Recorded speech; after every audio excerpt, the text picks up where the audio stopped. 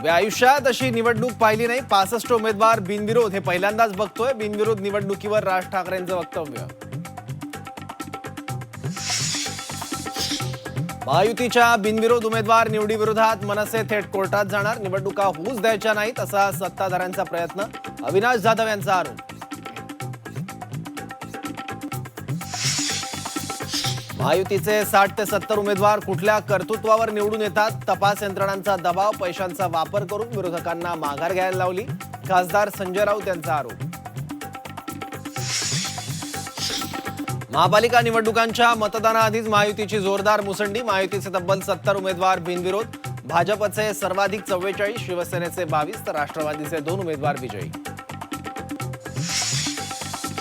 दोन्ही राष्ट्रवादी एकत्र येण्याबाबत अजित पवारांचे संकेत. पिंपरीतील पत्रकार परिषदेत अजित पवारांना विचारणा. अजित पवार म्हणाले, तुमच्या तोंडात साखर पडो. दादांच्या विधानानं चर्चांना उधाण. भ्रष्टाचारी राक्षसांचं दहन करायचं आहे. मनपातील भाजपच्या भ्रष्ट कारभाराचे अजित पवारांकडून पत्रकार परिषदेत वाभाडे. तर आम्ही आरोप करायला गेलो तर अजितदारांच्या अडचणी वाढणार. रवींद्र चव्हाणांचा पलटवार. सोलापुरात मनसे कार्यकर्त्याची वादातून हत्या. मनसे कार्यकर्ते बाळासाहेब सरवद यांची हत्या.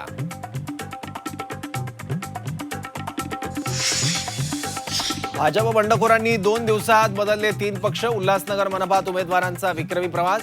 शेवटच्या दिवशी सर्वांचा शिवसेनेला पाठिंबा.